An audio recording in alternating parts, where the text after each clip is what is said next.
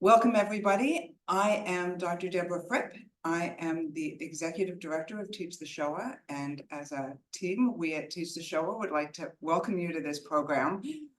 We are very excited to have you here and to bring to you Sharing Their Stories, Liberation and Return to Life.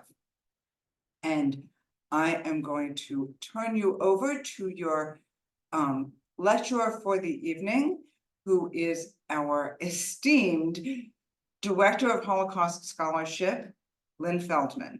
Lynn, over to you. Hi, good evening, good afternoon, depending where you are in the world. Thank you for joining us. In our first program out of two commemorating International Holocaust Memorial, today we're going to have a lecture infused with stories about the liberation and return to life. If we could move. And to kickstart our evening, Dr. Deborah Fripp, president of Teach the Shoah, is going to tell us the story of Rita Levi Montalcini. I'm not sure I can say her name. Montalcini. There we go. That's the one. While Deborah is telling us our story, please refrain from using the chat, but after that, please do as much as possible. Thank you so much. Deborah, whenever you are ready.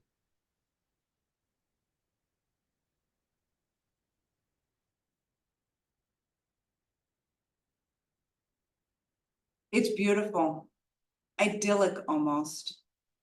Riding this train, watching the countryside go by, my legs dangling over the side. All the regular passenger trains got co-opted by the army when the war started. So civilians have to ride in what used to be cattle cars. They have no seats, no doors, no windows, just the open sides and the best seat in the house. Sitting on the edge, my legs dangling over the edge, watching the countryside go by. Reading this paper that I think has the answer that I have been looking for. And the answer is chickens. See, my research is on the fundamental mechanisms of brain development in animals. And I've been wanting to look at how nerves know where to grow. People have done this in frogs, and I don't find that research compelling.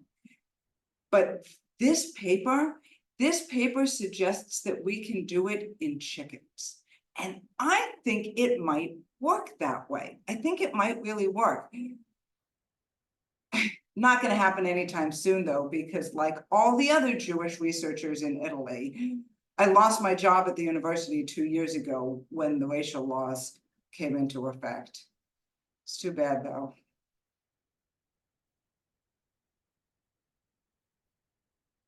Maybe it doesn't have to be that long. A friend of mine suggested this. I could set up a lab in my bedroom. I mean, I don't actually need all that much. A couple of incubators, some glassware, basic chemicals. The most expensive thing would be the microscopes. I could make tools for microsurgery by grinding down sewing needles into really sharp scalpels and spatulas. And eggs, even fertilized eggs, are pretty easy to get. This could work.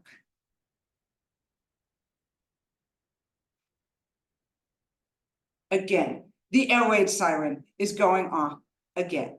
Every night, they are bombing Turin non-stop. I gather up my microscope, my slides, take them downstairs to the basement along with everybody else.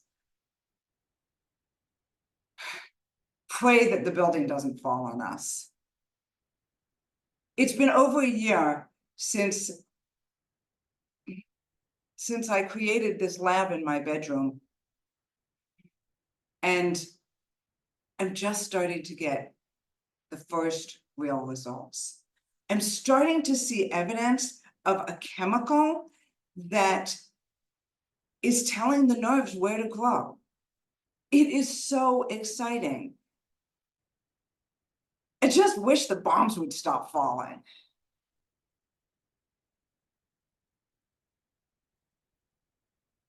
Excuse me, sir. Are you the farmer?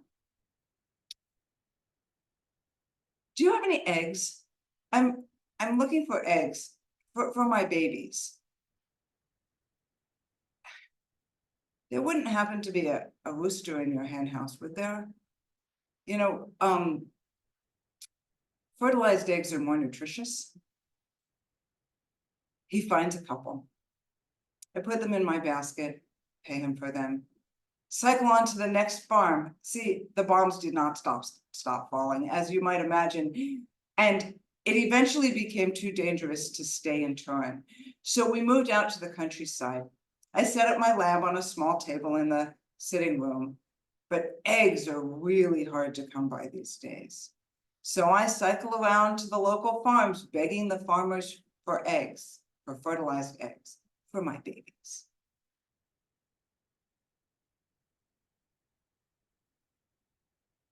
Rita? Rita, is that you? Oh no. He recognized me. I was really hoping he was not gonna recognize me. That officer over there in the fascist uniform, he and I were students at the university together. I was really hoping he wasn't gonna recognize me. See, a month ago, at the beginning of September, the Allies invaded Italy. The Italian government fled almost immediately, and into that power vacuum stepped the Nazis, and suddenly it wasn't safe to be anywhere anymore. We were going to flee to cross the border into Switzerland, but we waited too long, and by the time we got there, the border was closed. So here we are, riding this train along with hundreds of other people, all of us with our fake IDs, heading south. We have no idea where we're going. We're just going south, hoping that someplace south will be safer. I can't tell him that, of course, though. Rita, that is you. I knew it was you. It's nice to see you. Where are you headed? Actually, we got onto the wrong train, so we're going to get off at the next station and see if we can find the right train. It was nice to see you, though. We get off the train as quickly as we can. I guess this is where we're going. Where are we? Florence. This is Florence. Florence. We can work with Florence. My twin sister Paula, she has a friend in Florence. This is going to be okay. Paula's friend finds us someplace to live. Landlady says, okay, as long as you're not Jews. We assure her we're not Jews. I think she suspects, though. We're not very good at this. Lying. I think she suspects, but I think she's decided that it's too much trouble to turn us in. I hope she keeps deciding that.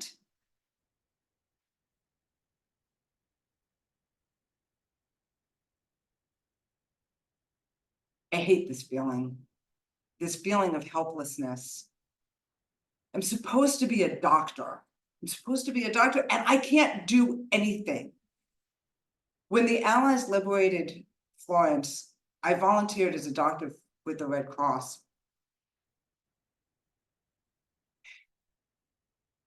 I guess it's my way of making up for the fact that I was never a partisan. I would have, but I'm really bad at lying. I would have made an awful partisan. It doesn't make me feel any less guilty, though. So here I am volunteering as a doctor for the Red Cross, and we're getting this flood of refugees from the north. They come in so malnourished and so dehydrated, and we can help them, some of them. But the babies come so dehydrated that by the time we get to them, there's just nothing we can do. and then the typhoid hit. It's an epidemic among the refugees now. And there's no cure. There's nothing we can do. We send them to the hospital, but the hospital just turns into a place where we send people to die. This family came in, beautiful little family, parents, and this young woman, 20 years old. And she got it. They begged me not to send her to the hospital. They begged me. And I would have made an exception if I thought it would do any good.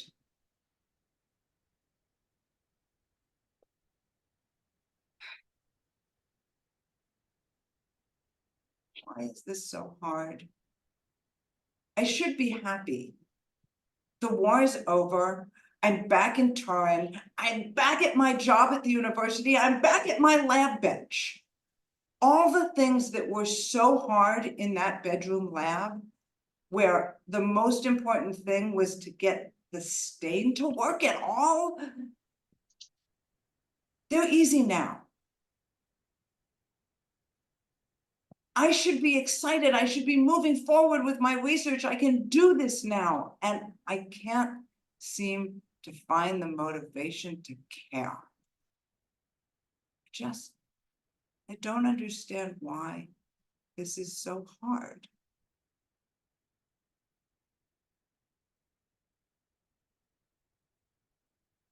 Rita found the motivation again. In 1986, Dr. Rita Levi-Montalcini and a colleague were awarded the Nobel Prize in Medicine for the discovery of nerve growth factor, the chemical that she first saw evidence of in that bedroom lab in 1942.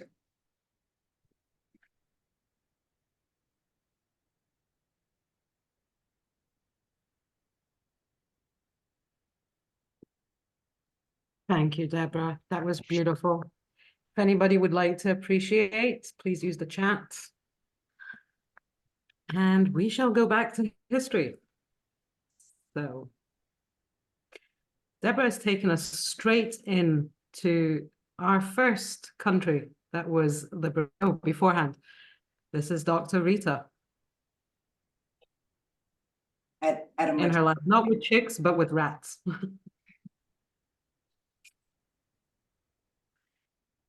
So the first country to be liberated during World War II was Italy. On the 11th of May, 1944, the Allies launched an operation to break through the Gustav Line and open the road into Rome. The task of achieving this goal fell on the British 8th Army.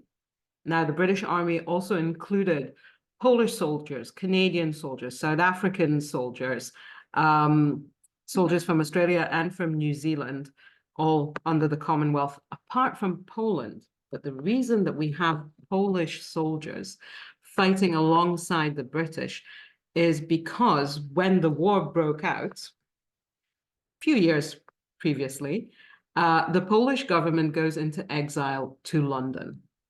And they manage the Polish underground and resistance from London. So we have Polish soldiers fighting together with the British Army. Alongside the British 8th Army, we also have the US 5th Army. They include also 4 French divisions.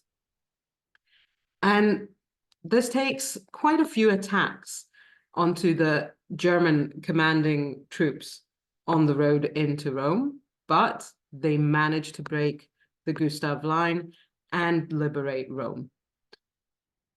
While Rome is being liberated and people are happy and celebrating in the streets, as we can see from this archival photo, the war is still going on all over Europe. We could move one slide, please.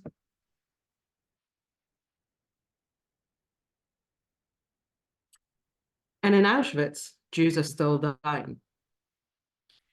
In April of 1944, the deportation of the Hungarian Jews starts into Auschwitz.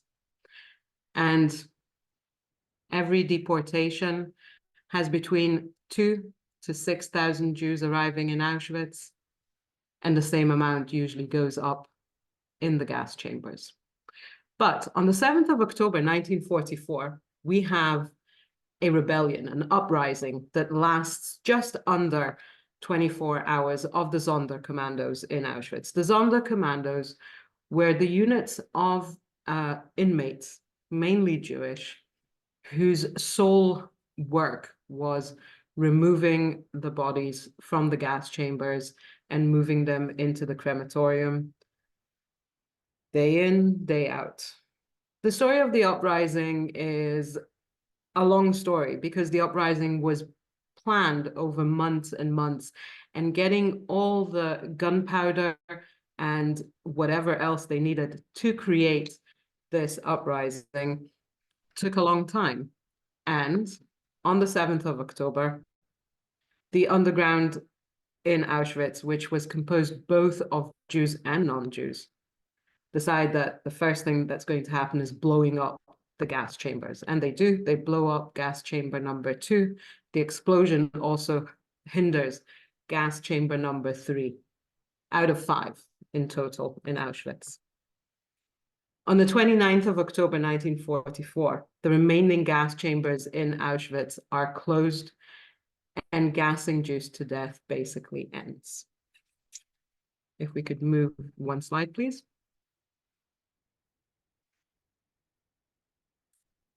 So in Auschwitz, by this point, we have about 60,000 inmates. Not all of them are Jewish. The inmates are composed of Jews, Poles, Russian PLOs, and so on. POWs, not PLOs, excuse me. Out of the 60,000 prisoners in Auschwitz, many of them are still healthy, still able to work, still able. And the Germans are realizing that Allied forces are moving closer and closer to the area of Auschwitz. So they decide that they need to move the prisoners who can work back into Germany, use working hands for the war effort. And about 50,000 prisoners start marching from the 13th of April, from the 13th of January, 1945 into Poland. These marches got the name, the Death Marches, though that makes us kind of think that this is part of the killing machine, part of this organism of mass murder, but actually it wasn't. The term Death Marches was given by the actual inmates who were marched because they had to march in orderly lines for days on end with not a lot of food. And I don't know if any of you have ever visited Poland or Germany in January, but it is cold and it snows.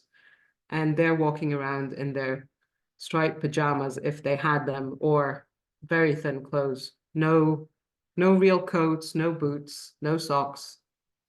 So people died on this march.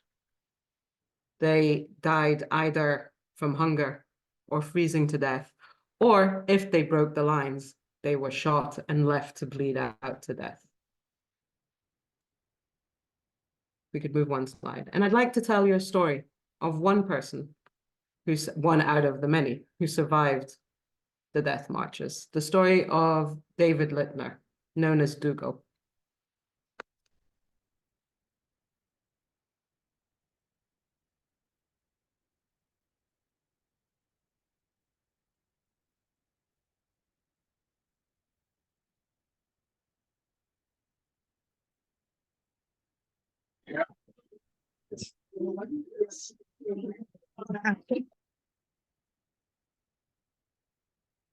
I was one of the lucky ones. You see, they picked 20 children to clean the latrines in Auschwitz. I was one of those 20. And being picked to clean the latrines was considered a really good job. I was born in Hungary in 1930. And my parents, myself, my older brother, who was 16, and my two sisters were all deported to Auschwitz with one of the first deportations after the Germans came in. Within hours, it was only my father, my brother, and me. My mother and my sister, they were sent somewhere else. And it took me a while to realize what happened to them. We passed the first selection at the train ramp. So myself, my father, and my brother, we were sent to showers, real ones, the kinds that had water. And we got striped pajamas. We were allowed to keep our shoes. We thought that was weird, but we had our shoes. But then after we came out from the showers, there was another selection. And my father and my brother, they were picked. They were sent to work somewhere else in a sub camp not far away. I was young. I was 14. I didn't get picked for work. But after a few weeks, I did. I was picked to work at the latrines. And that meant that I got a bit more food and I got to stay.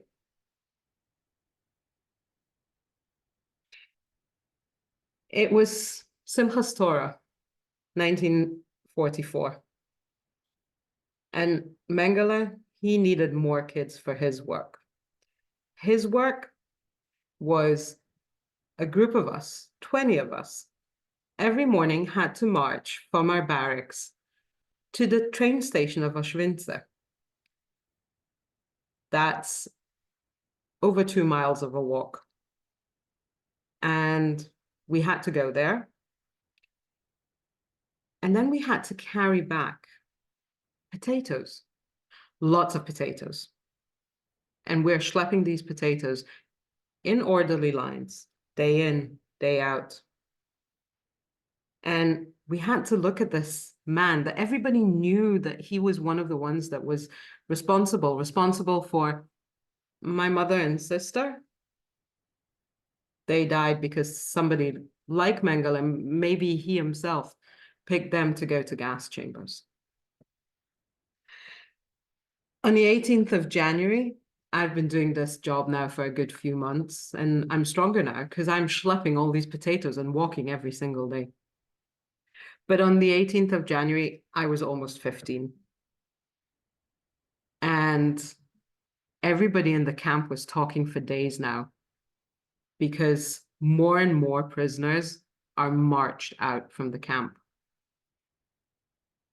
And then on that day, that morning, we were told to take one blanket each.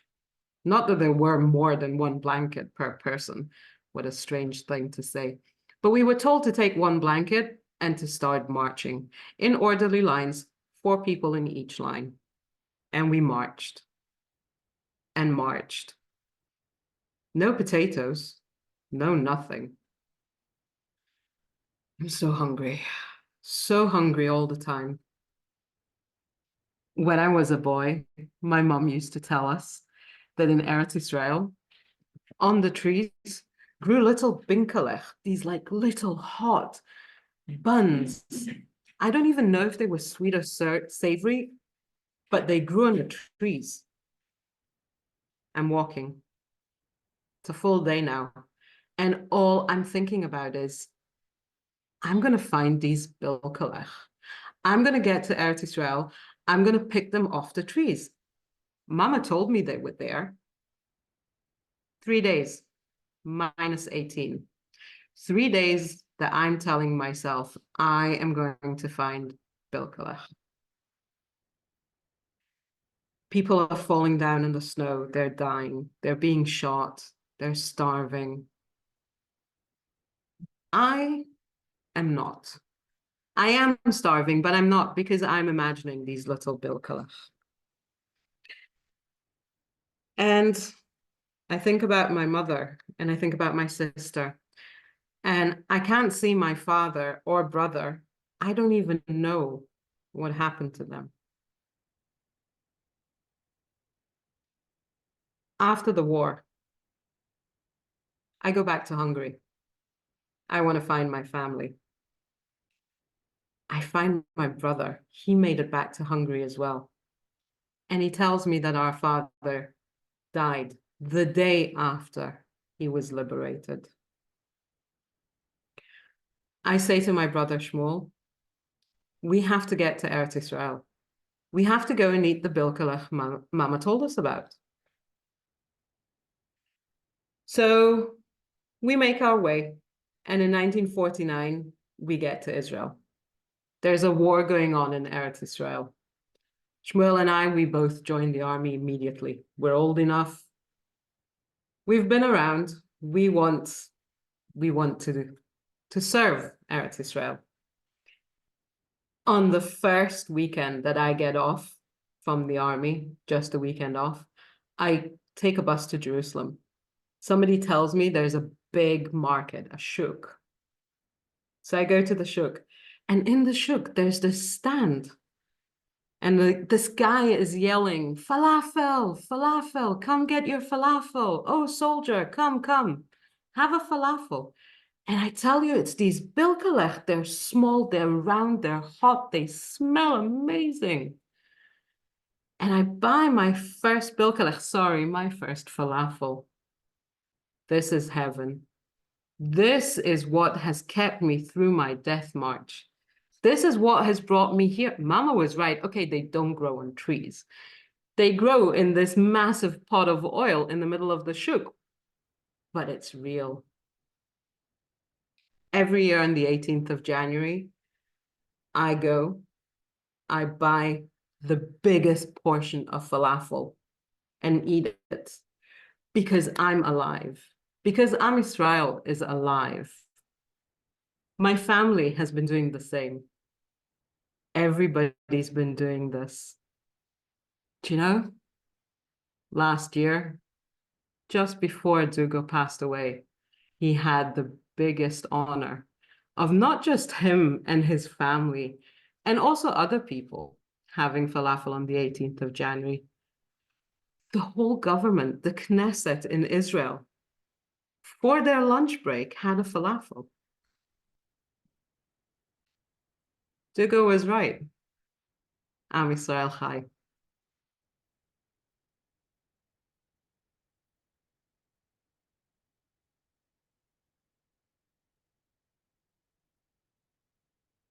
Thank you. This is the time to tell you all that I did have the honor of listening to Dugo tell a story more than once in person. Unfortunately, on Tisha B'Av this year, Dugo passed away, not before having falafel with the president of Israel. Deborah, can we have that cute photo?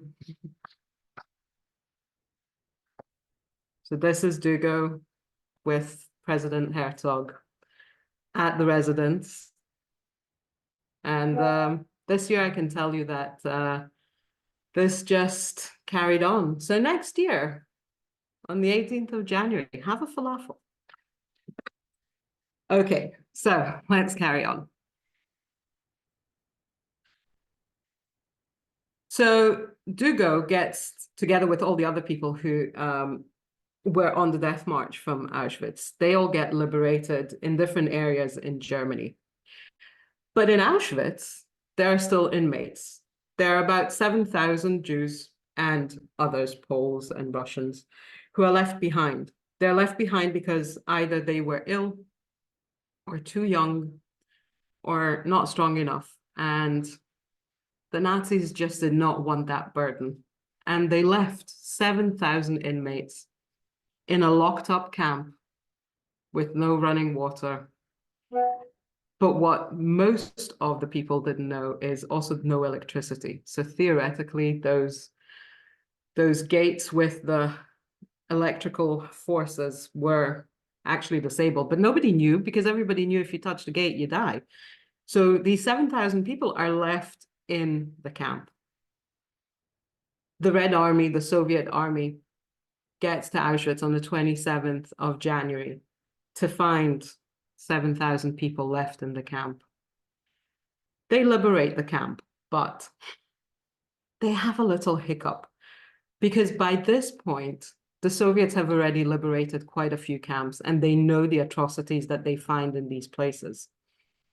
And they make sure that they have a photographer around and they have a film crew around to document what they're seeing, because they're already thinking forward about what's going to happen afterwards. And they need the world to know. But in Auschwitz, there was a bit of a hiccup, and the photographer and his crew are 3 days behind. So they're not going to wait. They're obviously liberating the camp, but then they ask some of the people who were already liberated to go back in so that they can film the liberation. And for many, many years, this wasn't a known fact. And this little film that we're going to see now was taken as, yes, this is the day of liberation, this is how it happened. But the more we look at the footage, we realize people are wearing coats and the men are shaved and everybody looks clean, and that wasn't the situation at liberation. So while we're going to watch this, because it's still important historical documentation, we need to understand that this was actually filmed after most people were already examined by doctors, received their first portion of bread and milk and whatever. So Deborah, if you could play our short film, please. The film has no sound. It's not a problem on your Zoom. That's just the way it was filmed. And as we can see, we have here people still in their striped pajamas, not because they weren't washed or they didn't have the opportunity. It's just that it's not like the Russians came with a whole load of coats and sweaters and whatever they could give, they gave, and whoever couldn't stayed in their striped pajamas. And we see here the mixture of prisoners that we had in Auschwitz. So there are men, there are women, Jews, Poles. There are even a few Sinti and Roma left in Auschwitz.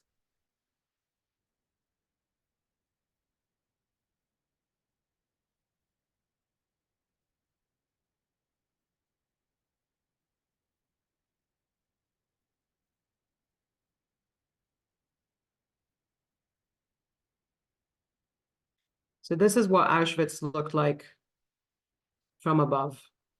Rows and rows and rows of barracks. This is Auschwitz II-Birkenau, which was the larger out of the complex of 42 camps. These are the children that were released from the family camps. Family camp was kind of one of a kind, where they kept families together in case there will be a visit from the Red Cross. And of course, this was what was left behind from the last deportations from the Hungarian Jews.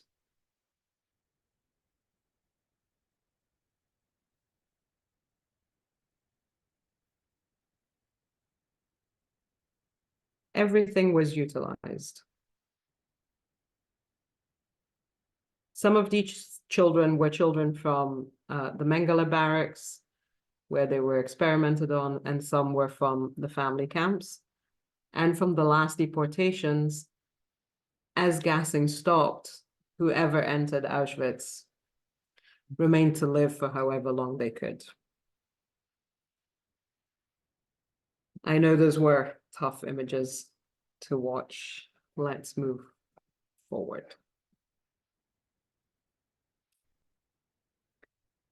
So that was the liberation of Auschwitz, but in the rest of occupied Europe, we still have deportations of Jews, we still have labor camps, we still have shootings and so on. One interesting story is the story of the last deportation train, which basically went around Europe for 2 weeks with no real purpose. Well, the purpose was to find a camp that could take them, but that didn't really happen because everywhere the train went actually was already liberated. So the train just kept going around and around and around. And on the 13th of April, 1945, an American military unit, which was on its way into Germany, seized this train, and it doesn't have soldiers in it. It has human cargo. They stop the train and basically liberate the last train. For many, many years, all we had were 4 photos. 2 of them are here in front of us. But last year, actual footage came from this film. It was found in the US archives. And it was found by a researcher who was researching the last deportation and came across this film piece. And he was shocked and decided immediately that this needs to go into public domain, which is how we can share this with you today. So Deborah, if we can show a part, we're not going to watch the whole thing. It's about 3 minutes. So we're just going to watch a small snippet of it just to see the soldiers and the human cargo.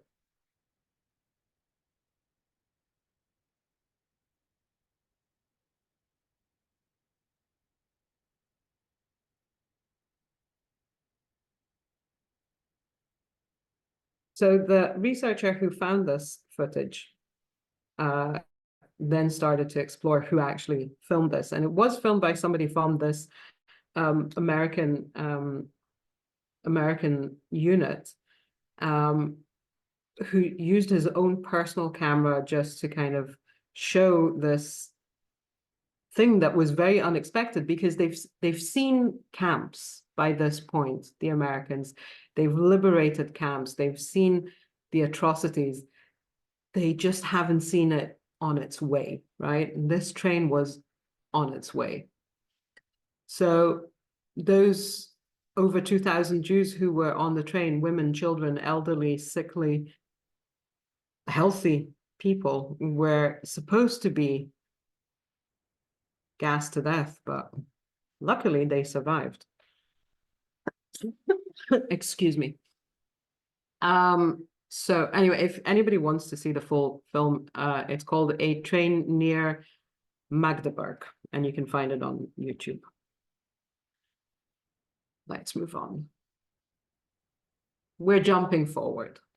It's the 8th of May, or the 9th of May, if you're part of the former USSR. 8th of May is V-Day, Liberation Day. The world is ecstatic. Any photos or films that we see from that day just show all people pouring out into the streets, parties, happiness. You know, the Germans have surrendered, war is over, and, you know, the world can go back to what it was. But what happens to the Jews? I mean, yes, they're liberated, the war is over, but are they free? Are they part of these big parties in New York and in London? Not so much. Let's move one slide, please. So we have a saying in the Holocaust research world, liberated but not free, because this is what most of the remaining of the European Jewry said when they were liberated. You know, we're liberated, but what's going to happen now? Where are we going to go? We could move one slide.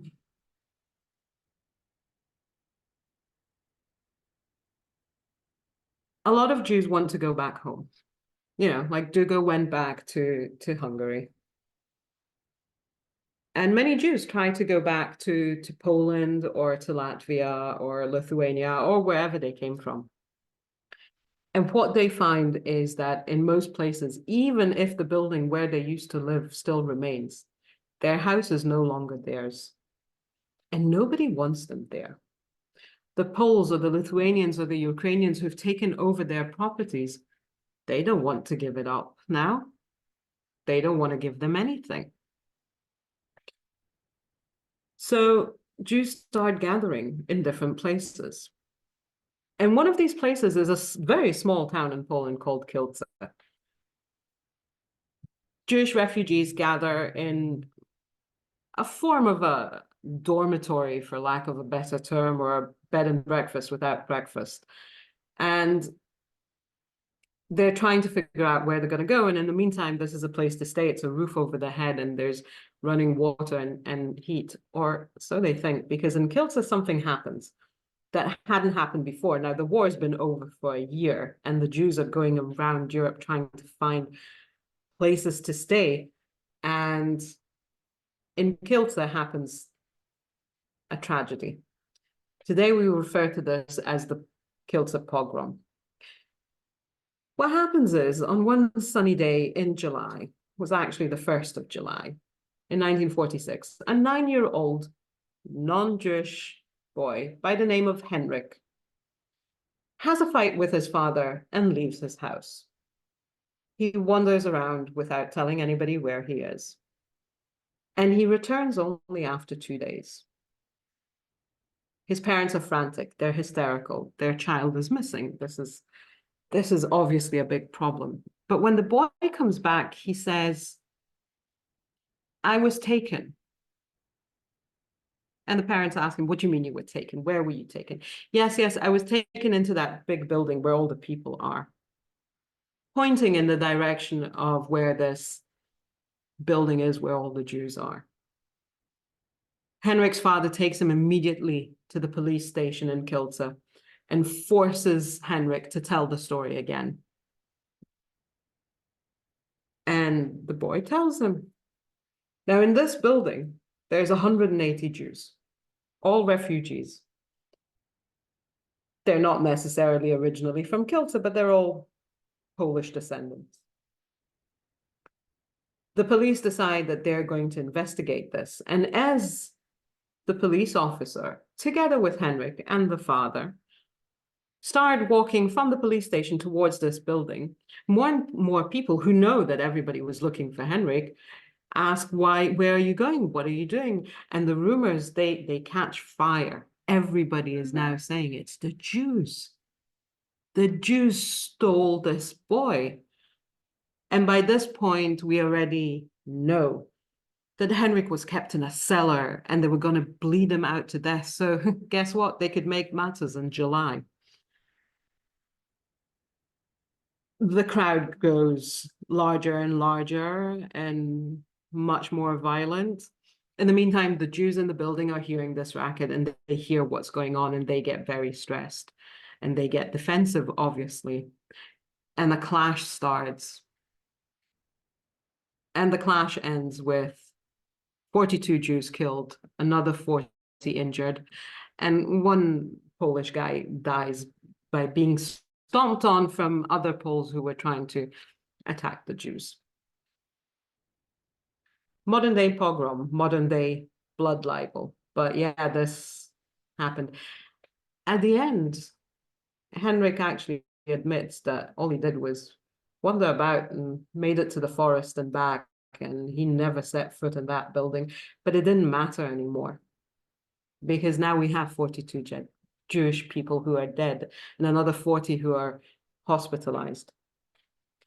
The Polish government doesn't take well to this, and they insist that all the members, non-Jewish members who live in Kielce, will pay for this funeral, this mass funeral of 42 people, and put up a good headstone. And that happens. They also catch only 9 people out of the many in the mob, and condemn them to death by hanging.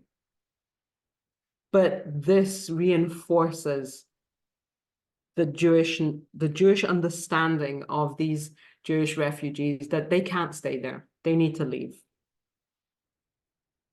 Could we move one slide? And one of the options that Jews had, if they can't go back to their own homes, is to go back to Germany, to DP camps, displaced people's camps. These were camps that were opened within the different zones in Germany. You see, Germany was divided post-war. We have the Soviet zone, and then we have the American zone and the British zone. And in the British and American zones, we have these camps. Now, the camps were usually situated in what used to be labor camps, right? They already have barracks. There's already the space to keep all these people. But this is different kind of camps, because within the DP camps, there is this first attempt to return to life. We have people from the Jewish Agency coming. We have people from the Yeshuv, which is the Jewish people within the land of Israel, then mandatory Palestine, because they're under the British rule. Bringing in anything that you need for a Jewish life. So schools were opened, and we go back to having a religious life and a cultural life, and even political movements begin within these DP camps. And most of the people in the camps are divided into two groups. Not really 50-50, it's more like, let's say, 60% to 40% of who wants to come to mandatory Palestine and who wants to go to the New World, which would have been Australia, America, and Canada. But life returns. It doesn't just return, it is created. The biggest baby boom doesn't necessarily happen from the troops returning home from war. It happens in the DP camps, where Jewish people get married in mass weddings and starting families. The command of, returning to life or living and having children and rebuilding a Jewish world is stronger than anything that they went through. And some of the photos that we have here are from different DP camps, but we can see that we have schools, and we have secular schools and religious schools. So the picture with the Hebrew writing, Tarbut, that is a secular school. On the other side, we see kids sitting in a classroom, only boys, because that was a kind of more religious school. And we have the religious life returning, and we have a ballot for elections. Because yes, the Jews want to govern themselves, even if they are in this situation in this camp. And the Jews are sitting in these camps waiting to immigrate, right? Either to the Yeshuv or to the New World. Let's move one slide, please. But not everybody has that kind of patience. Some people just decided, no, this is not for me, all this waiting business. Some people decided by hook or by crook, they are going to make their way to Eretz Israel. They're going to do whatever they can. If they need to climb a mountain in the snow, if they need to bribe their way onto a boat, if they need to walk, it doesn't matter, they're going to get there. And they have help. They have help from either people from the Yeshuv who come into Europe. Some of them come together with the British forces, with the Jewish Brigade. And some of them just come as individuals who are touring Europe, but they're actually not. They are working undercover, trying to get Jews away. And this whole movement got this name, Habricha, the escape in Hebrew. There's one person who did a bit more than just help Jews, but we're going to hear about that in a minute. Could we move one slide? And I'd now like to introduce Dina Hirsch, one of our storytellers, who's going to tell us the first part of the Abba Kovner story. We will have the pleasure of hearing Abba Kovner in two parts. This will be the first part. Dina, whenever you're ready.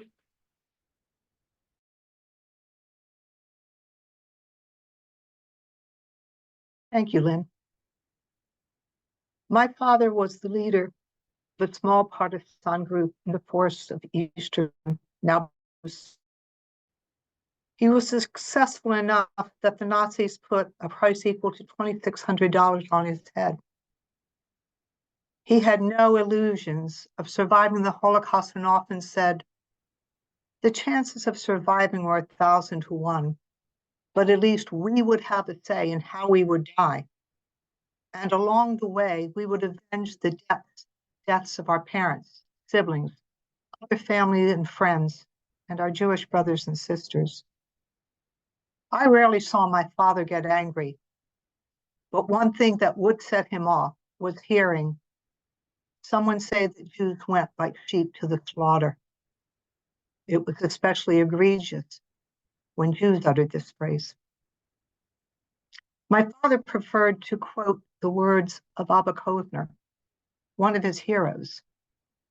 On December 31st, 1941, Kovner urged the various youth organizations in the Vilna Ghetto to unite and find those who sought to murder them with these words.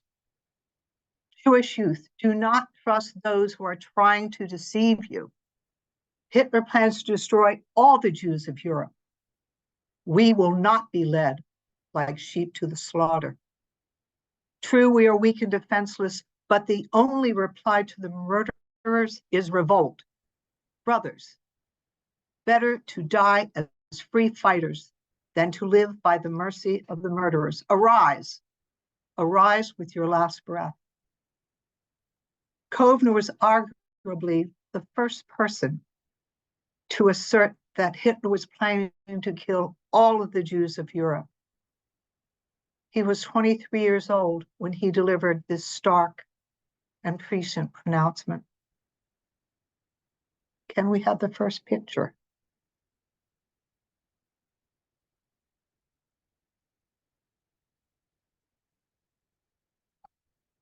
Thank you. Abba Kovner is the man in this picture with the long, thin, sad, sensitive face framed by long hair, fitting for the poet he was. He's dressed in the style of the older members of the Vilna branch of Hashomer Hatzair, or the Young Guard, a Zionist youth movement that began in Europe.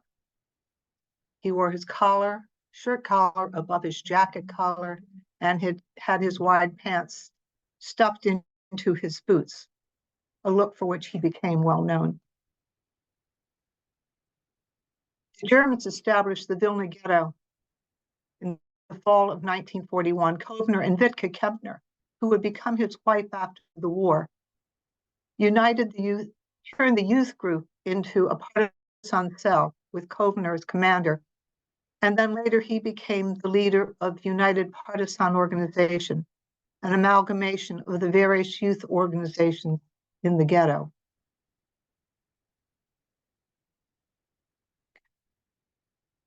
In this picture, Kovner is standing in the middle, in the back, and on the right is Wittke Kempner.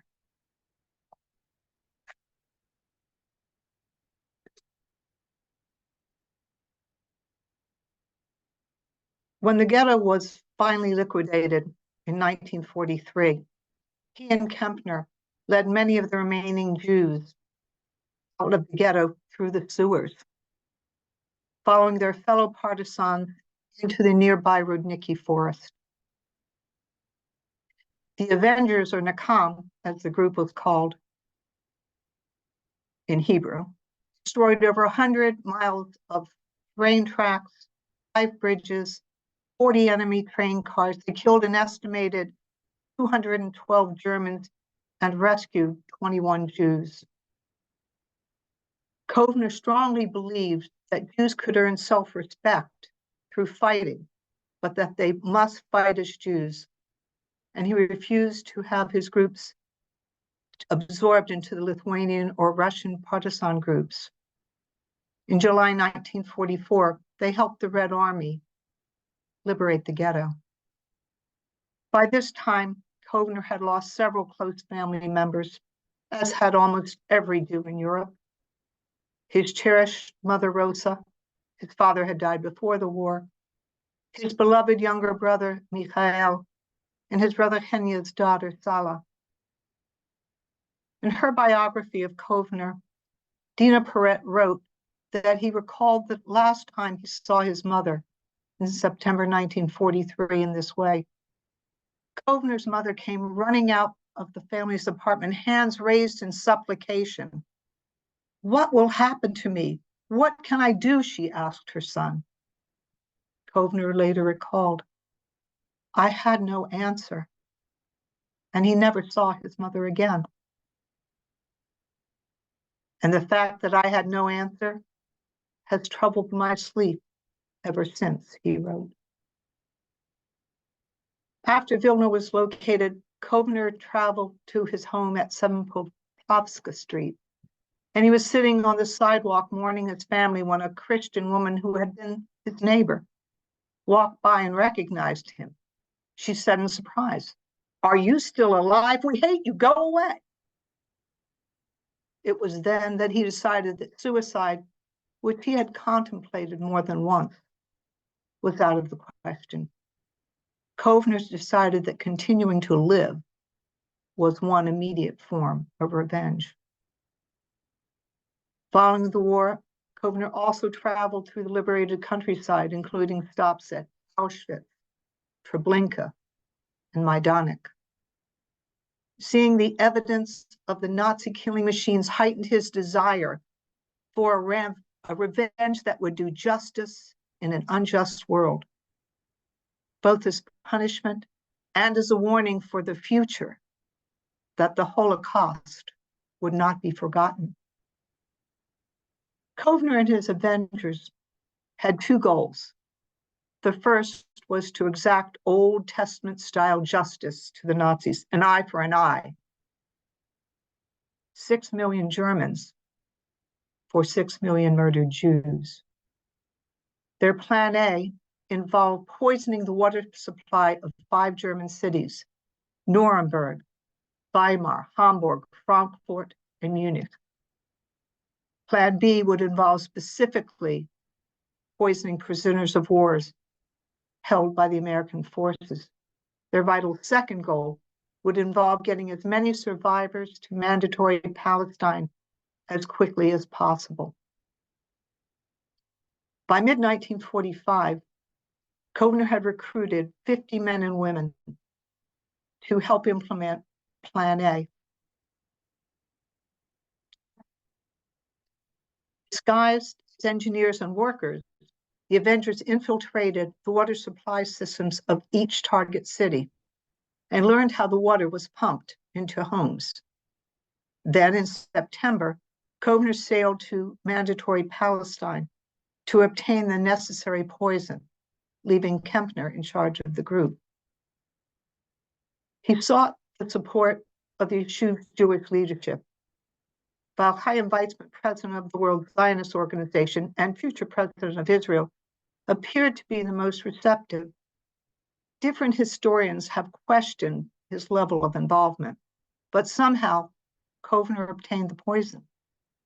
All versions of this story relate only to Plan B, killing the German soldiers, with the understanding that Weizmann would never have agreed to the more audacious Plan A.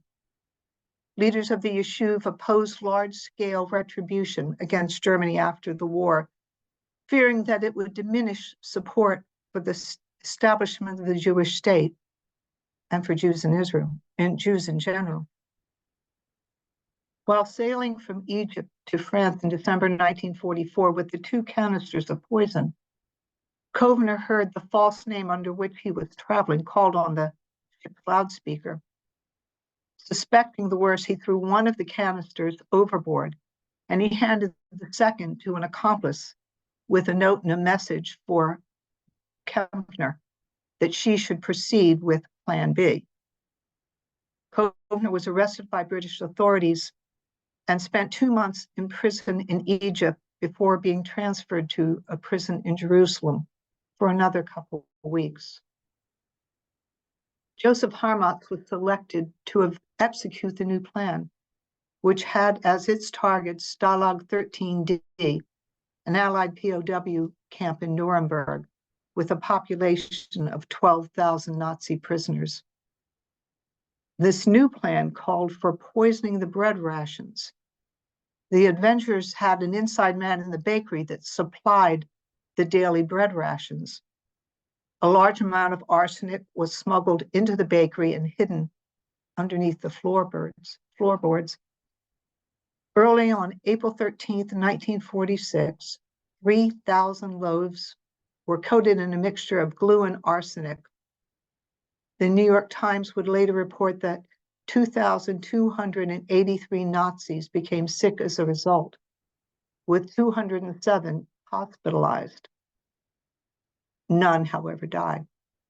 Apparently, the arsenic mixture was spread too thin to achieve the desired results. After Plan B failed, NACAM turned their sights to their second major goal, which was helping relocate Holocaust survivors to Mandatory Palestine, and later, defending the state of Israel against its new enemies. Kovner later acknowledged that some of his efforts did not achieve the desired results during the war, and called himself, quote, the son of a people whose failures are in greater abundance than its successes. Some of those successes will appear in our next story.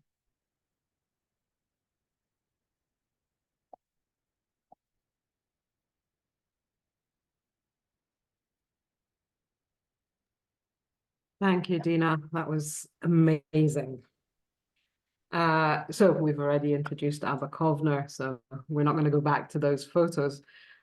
But I will just say one thing about the Avengers. Well, not about the Avengers, about the fact that not all of the refugees, not all of the survivors were looking for Nakama, right? Not everybody wanted to revenge. In 1946, when the trials begin, the trials against the Nazis begin, there was a survivor who sat in the audience, and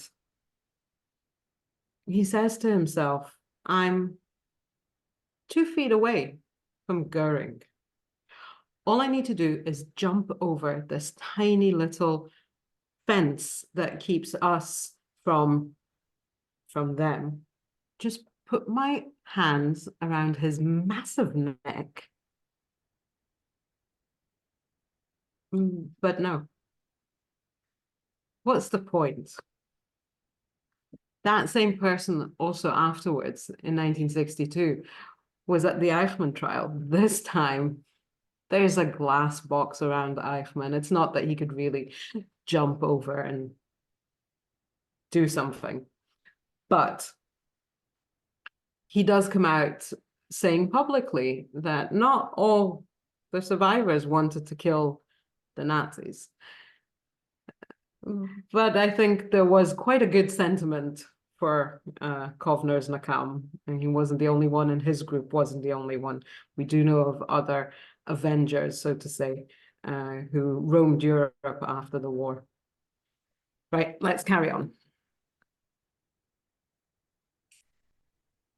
World War II was over, but for the survivors of the Holocaust, the terrible memories of what they had experienced, what they had seen, what they had lost, would never truly end.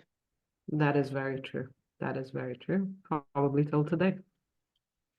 Jews fled Eastern Europe, with a large percentage traveling to Mandatory Palestine. Abba Kovner and Wittke Kempner were among those survivors who made this exodus possible through the Bricha movement. Kovner established it in Poland in January 1945 with Jewish resistance fighters, partisans, and Zionist underground groups. Estimates of the number of Jews that Bricha smuggled across Europe and eventually to Mandatory Palestine vary from 200,000 to 300,000. From my father's memoirs, it appears likely that he and my brother were aided by Bricha in their journey from Poland through Austria to Italy in 1947 in hopes of gaining passage to Mandatory Palestine. From the time my father was a teenager, he had hoped that he would make it to Eretz Yisrael. After the war, he wanted to go there and fight for the establishment of a Jewish state.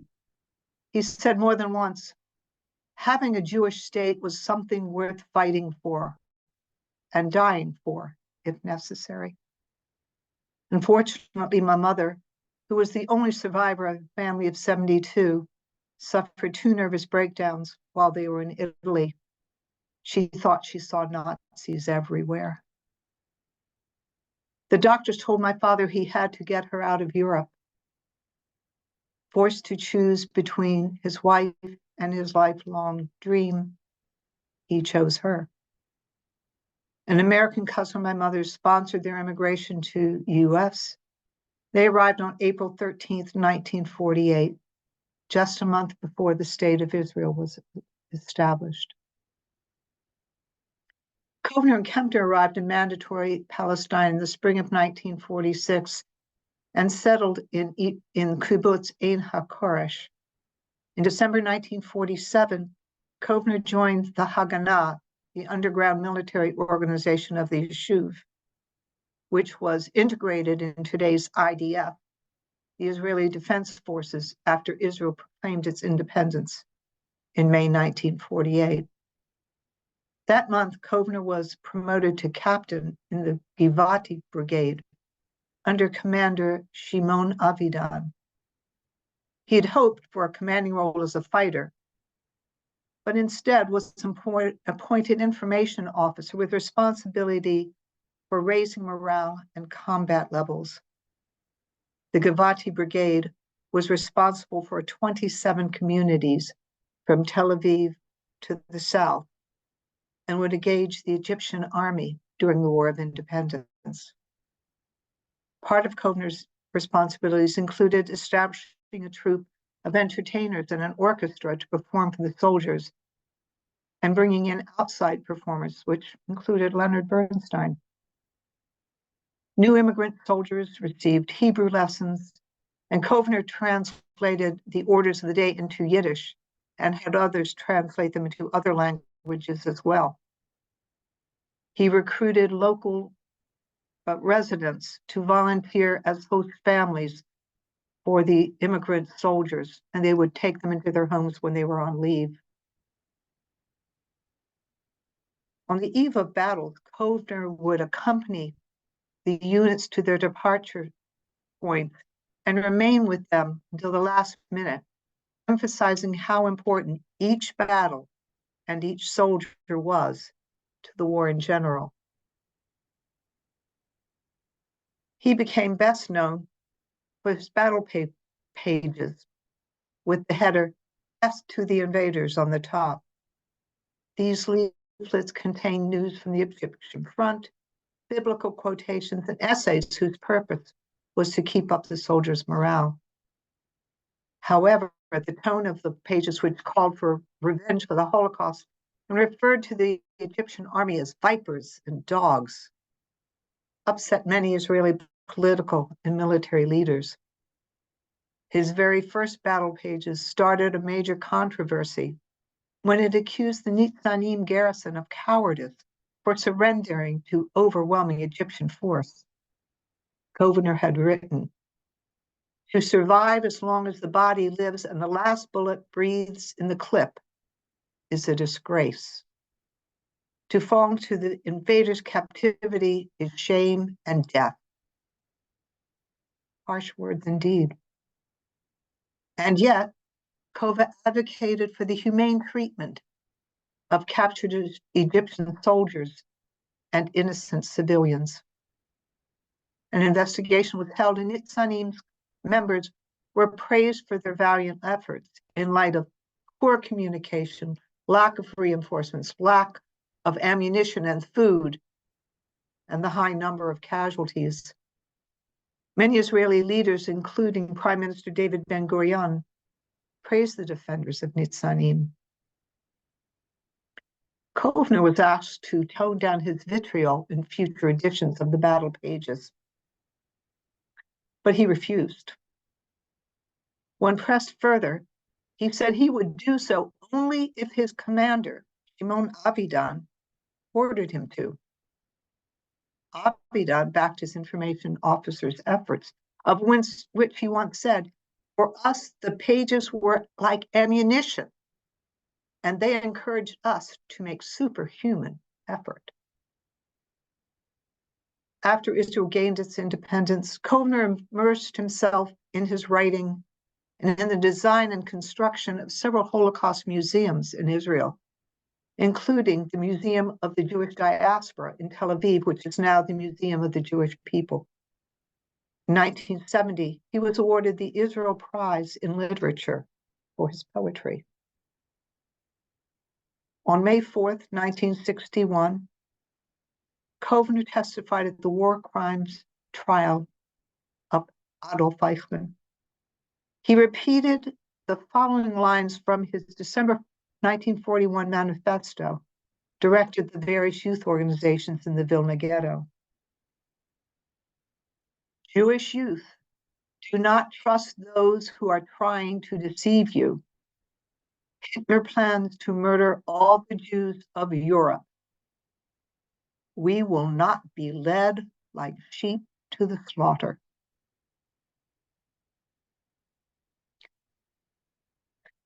Kovner died in 1987 of cancer of the vocal cords, a disease that robbed the courageous and inspiring orator, writer, and leader of his voice before it ended his life. His words, both written and spoken, were and continue to be a source of inspiration.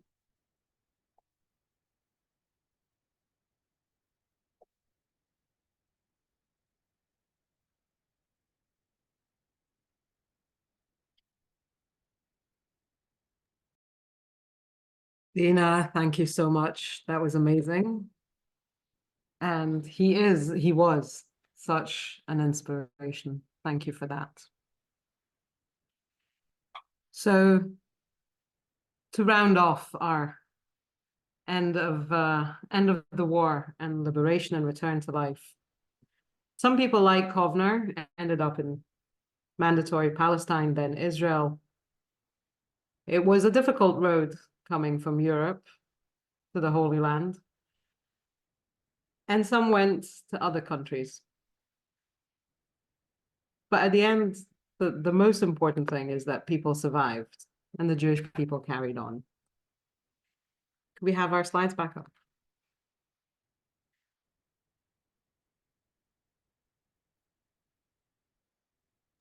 And now to our resident poet and cantor, Karen Weber, who is going to recite the poem, A Prayer for Sleeping Under Strange Skies. Poet, put down your pen. Put down your gun. Put down your dropper of poison. Poet, pick up your pen and find your voice. A prayer for sleeping under strange skies. Cento for Abba Kovner.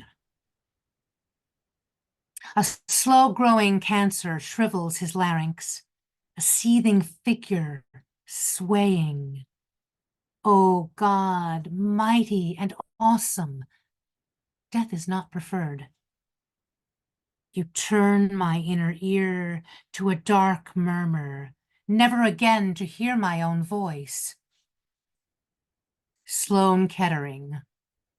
Vaulted windows, vanished routines, 3 chimneys and a red tiled roof at the back, like a crematorium, like a cage.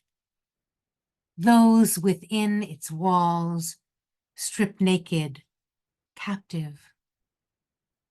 Father shuffles in his sandals, circuits the corridors, like a patch of lawn, a distant sand dune, behind a green bridge.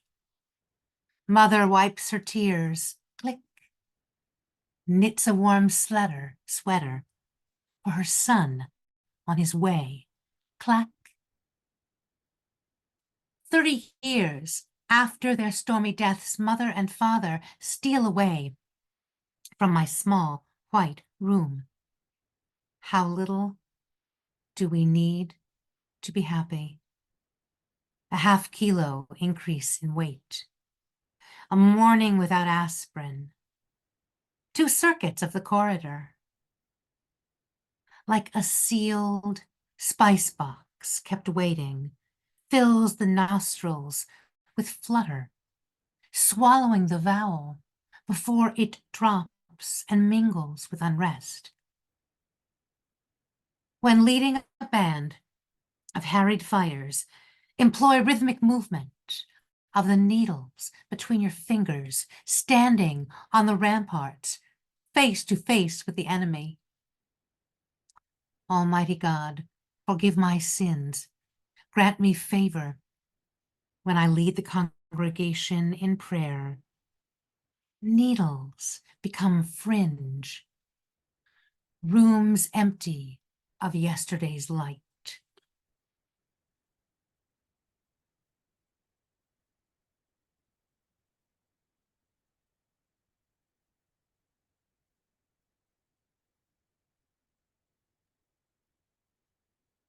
Thank you, Karen.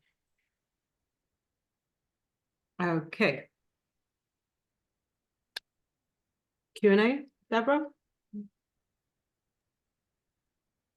Yes, thank you, Lynn. That was incredibly enlightening, incredibly interesting, incredibly well done.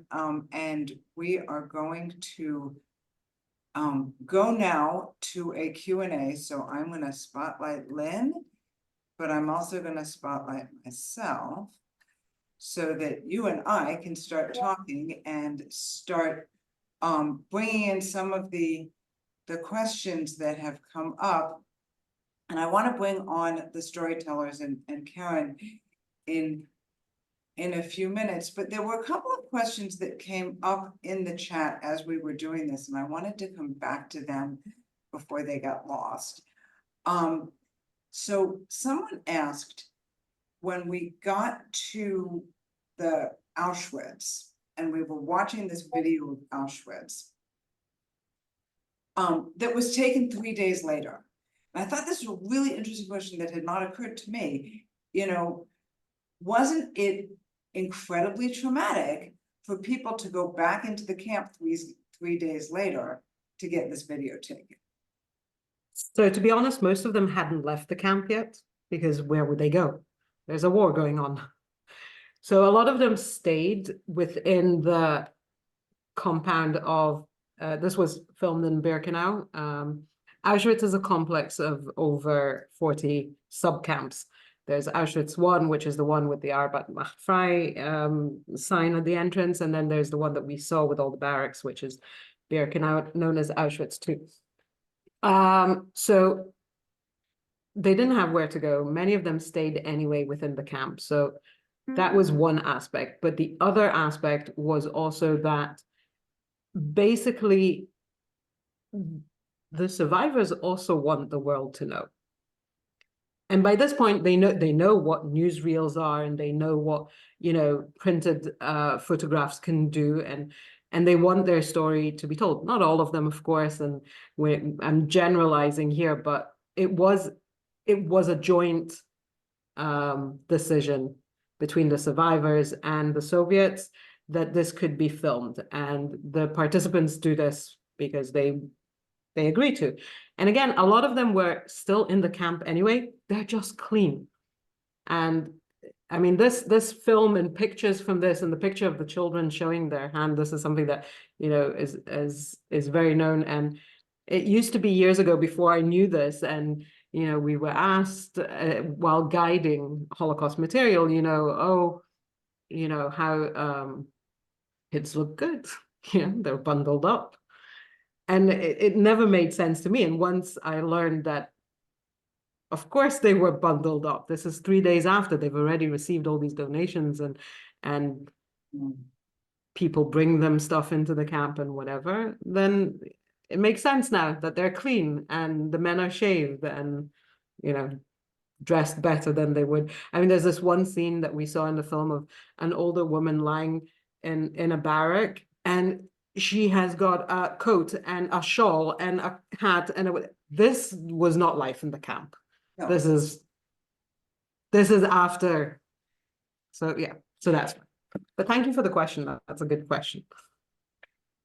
Okay, so I want to bring on Karen. I'm going to add you to the spotlight because I want Karen to tell us a little bit about that poem because there's interesting story behind it, as I understand. So Karen, would you tell us a little bit about that? Unmute myself. Here we go. Yes, I can. There is a poetic form called cento, or some people pronounce it cento, where you take the words of a poet and you rearrange them.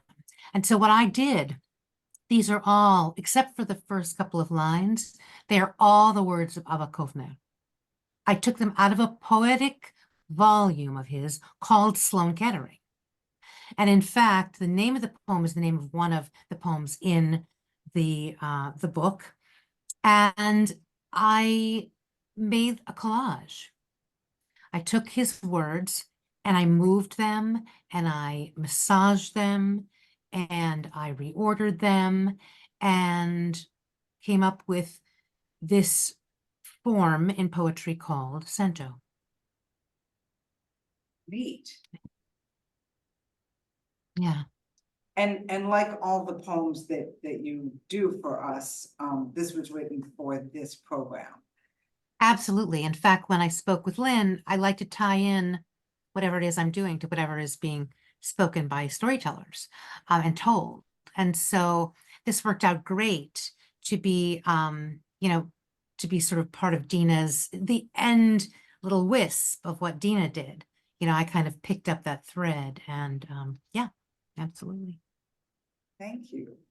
You're welcome. So somebody asked, how do you spell the phrase you used? You called it a cento? How do you? Cento, C-E-N-T-O. It's either cento or cento. Thank you. So Maya, you spelled it right.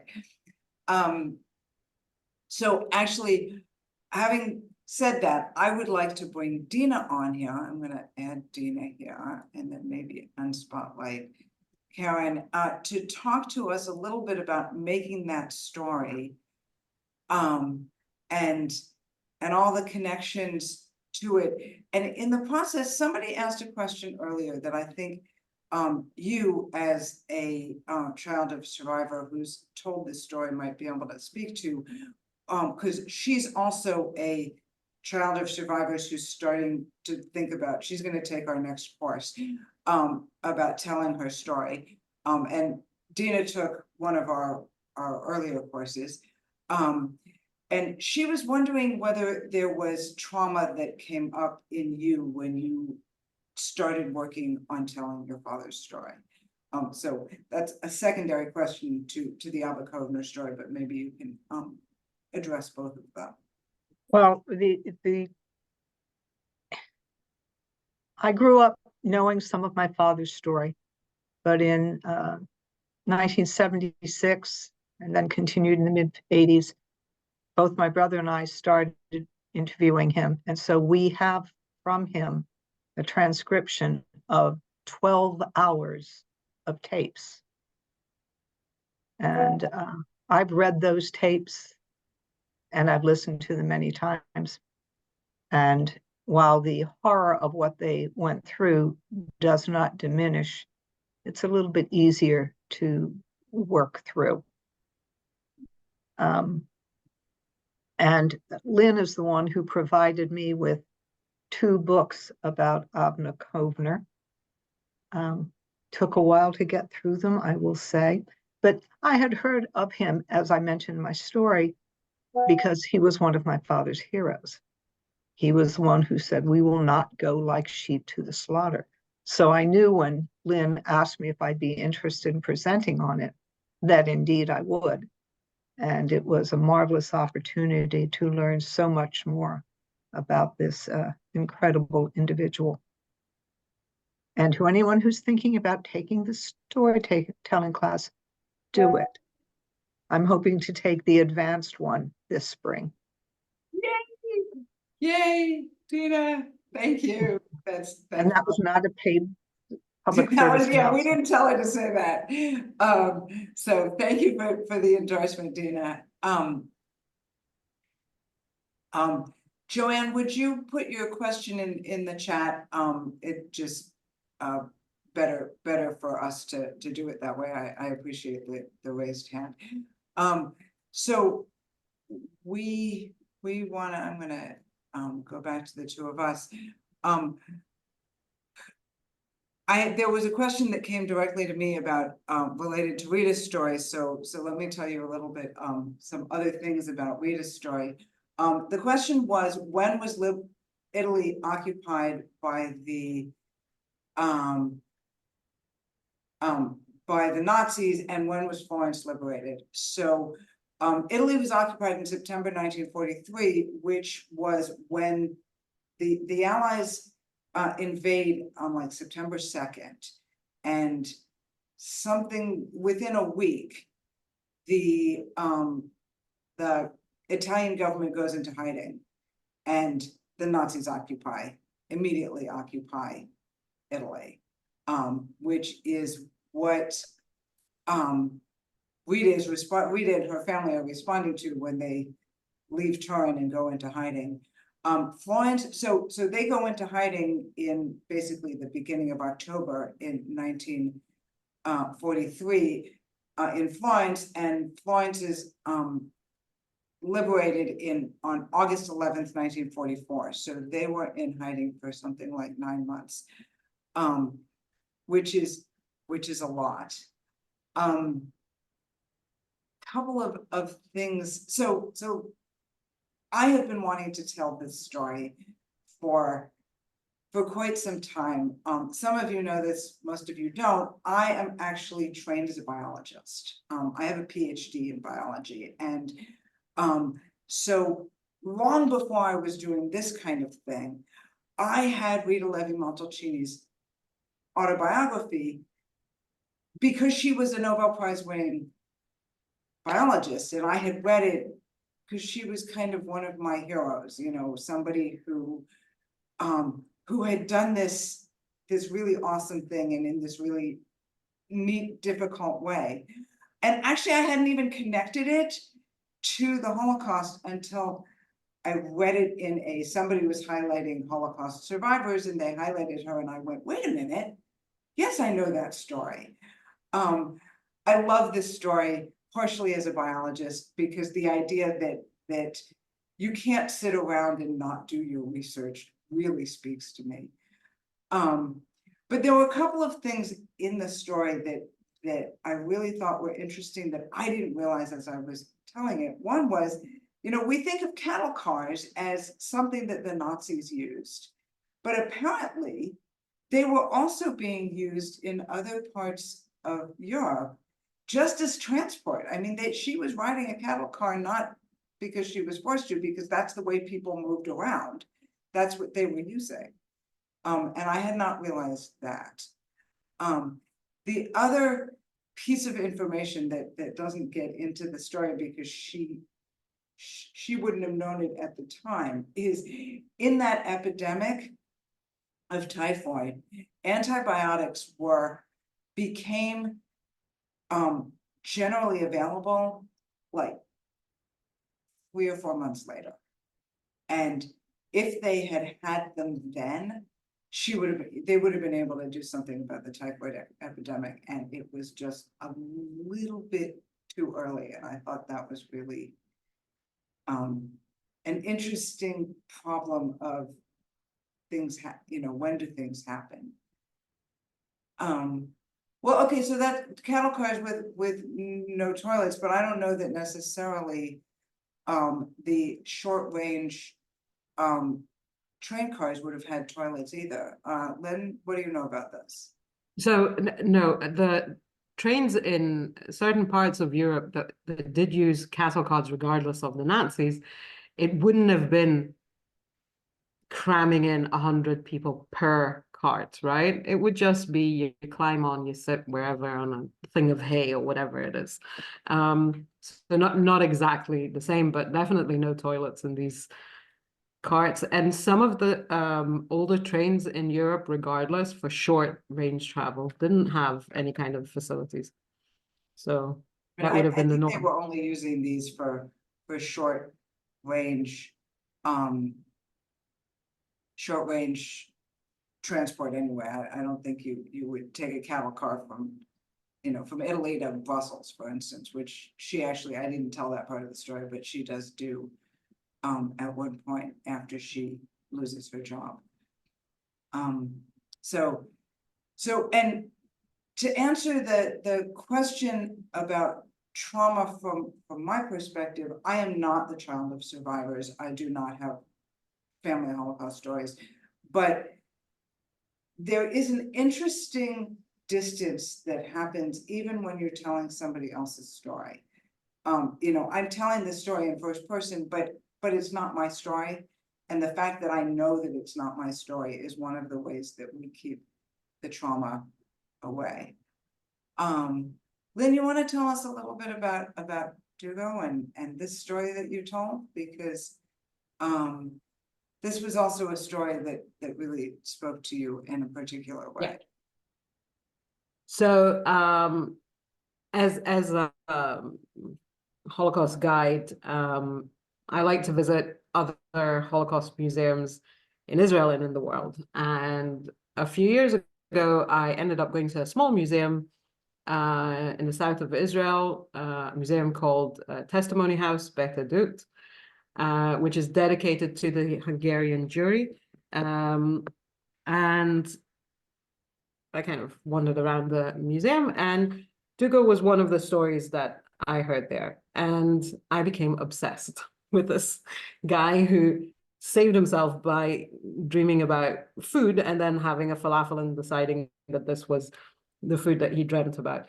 But then I got to hear Dugo speak live, and he, at his ripe age then of late 80s, was like a 14-year-old kid when he was telling the story, right? He was like so alive, so animated.